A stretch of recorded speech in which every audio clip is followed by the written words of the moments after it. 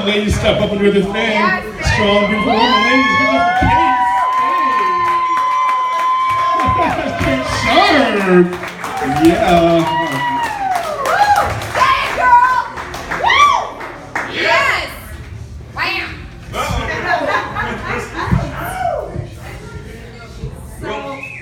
Guys, oh man. White girl. Oh, you girl. Woo! So, I crashed my car into a florist. Oh. I was texting and driving. I was drunk. So, I went out with a bunch of friends, and I just broke up with my boyfriend, and I was like, whatever, I'm just gonna kick it with my friends, get drunk. I had to get home somehow, so I got in my car, I drove, and on the way home, I saw this florist, and I just went into this blind rage, and I just floored it into the florist. Because if I'm not getting flowers, nobody is. And also, I was drunk as shit. So, I'm not allowed to drive anymore. They gave me a DWI that I can't do that. I can't drive myself anywhere. So I had to call my dad to pick me up from work the other day. Because everybody who could get me, or usually brought me, was either sick. The only person who could bring me home at this point was this guy who I called Dirty Lewis.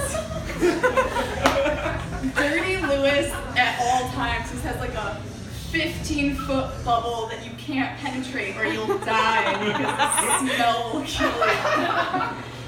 Dirty Lewis, what I could compare him to is a wild savannah boar who got gangbanged by 14 rabid hyena and just after the gangbang dragged her semen-filled and covered body into the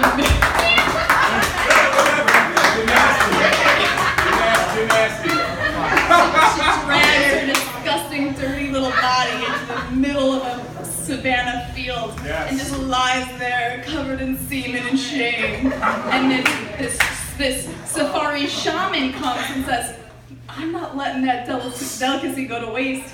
Shaves that little vagina off, takes that labia flap, brings it to their smokehouse, puts that up in the smokehouse just to penetrate the air. Stepping into that smokehouse after a week of that flap just being there, that's what it's like.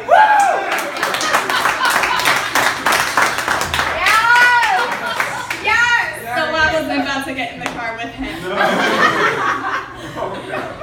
So my dad comes to get me. My dad comes to get me, and his thing is he loves genealogy. That's what he likes to talk about.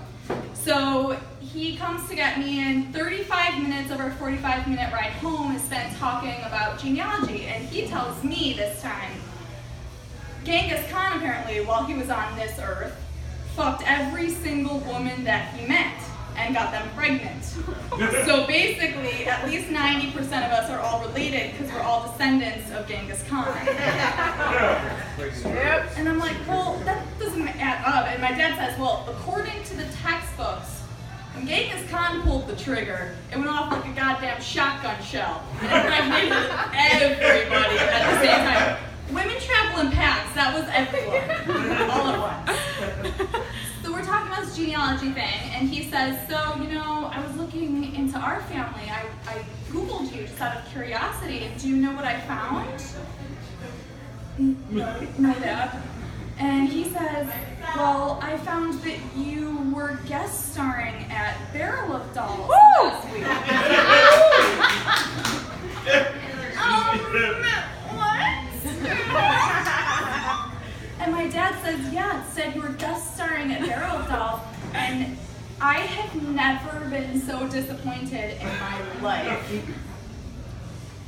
Why aren't you doing something better with your life, Kate? Really class it up. You couldn't have guest starred at Sundowners in Toronto? Yeah. And I just feel like that was a really jerk thing to say. He knows I'm not allowed in Canada for at least 7 more years.